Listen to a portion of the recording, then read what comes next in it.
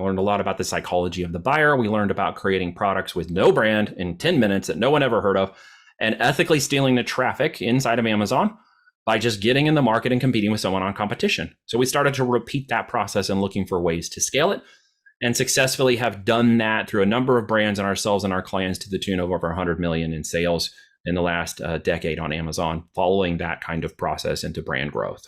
That is an awesome story and a great example. Okay, so what to sell and a great example of Belt Buddies. What's your next step? So what you have to understand is what Amazon actually did. You have to understand it's a giant latent semantic search engine. What does that mean? It means it's taking words and it's turning keywords into results. Your results you're getting on your cell phone are products that are being presented to you in those results based on Amazon's engine's belief that you will buy that product in 30 seconds or less, that they will make the maximum amount of profit, and that the chances of you returning it are very low. There's a lot of other statistics behind that, but those are some of the basics. So it's a keyword driven search system. All right. That means that if you are hyper relevant to your product, we were hyper relevant to a stuffed toy animal, literally, and we were presented in a search higher than the competitor, the algorithm was basically saying we were the most highest relevant product in demand from the customer demand coming in from the search results. So we were basically positioned with this technology, this filing system inside of Amazon, this A9 engine, as it's referred to, A10 now, that to be the most hyper relevant product, hyper relevant to the search, hyper relevant to the product placement inside of Amazon. And it presented itself really great.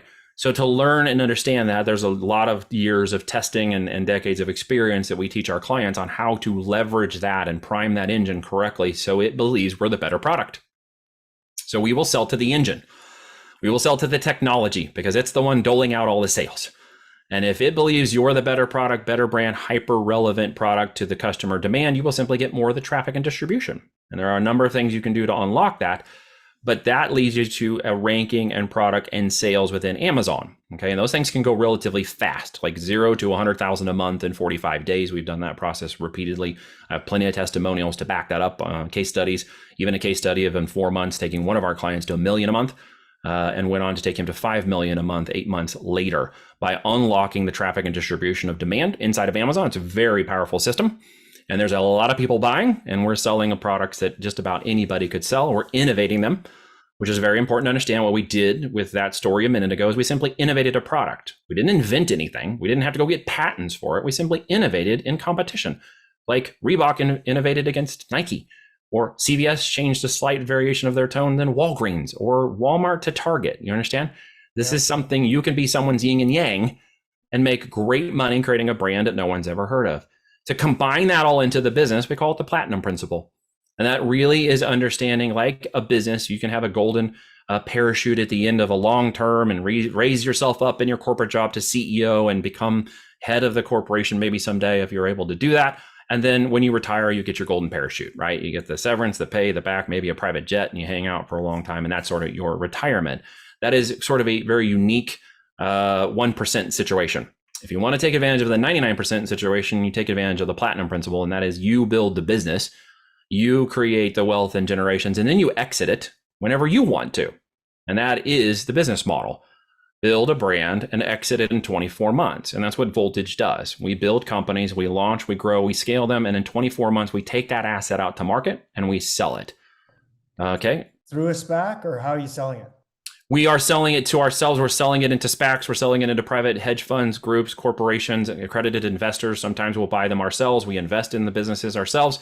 But we build a pipeline of people who can go out and do the same thing and then repeat the process, because that's the beauty of the model, is that once we show you how to get the knowledge and correctly capitalize this, you now have a skill set to go out and make brand after brand after brand and repeat that process over and over again.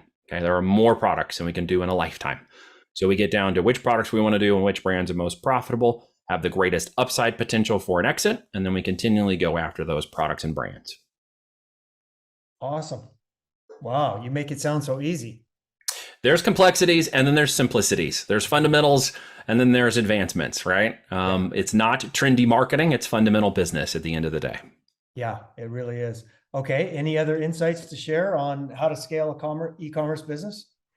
Well, I mean, one of the things we will do, as I mentioned, is that as e-commerce is a business model, Amazon being the first channel in the market, once a brand starts to mature, we'll multi-channel it, meaning we will take it out to Wayfair, Walmart, eBay, and other marketplaces where traffic is there, maybe even Etsy, where there are other marketplaces of traffic for those brands, and it may make sense to take them to different locations based upon the kind of brands and products that they are.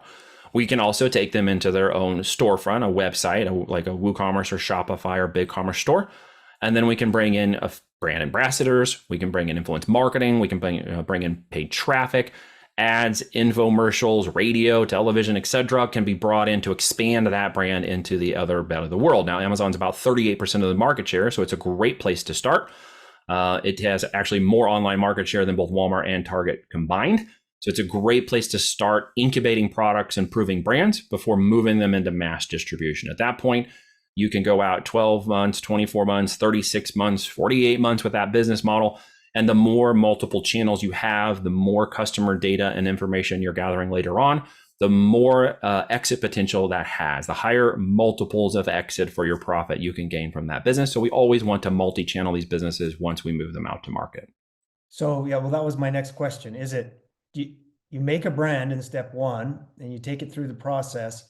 What percentage goes to multi-brand? Are you taking everything, or are you taking everything? Everything is built on Amazon and chosen from the product database we have for the product's competition, upside potential, which is basically multi-channel capability.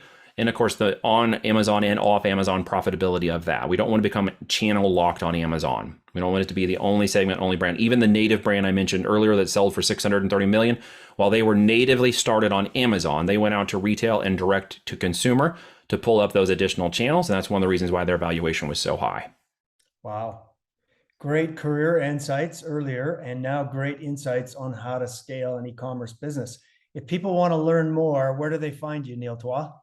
Well, just like you said, Neil Toit, it's very small, simple, and easy to Google. You can't miss me. I may be a big guy with a little name, but I can be found on all social media channels. You can go to Voltage B2B, that's B2B.com. There's a free presentation with myself and Kevin Harrington. He's the Shark Tank, original Shark Tank, and as seen on TV billionaire.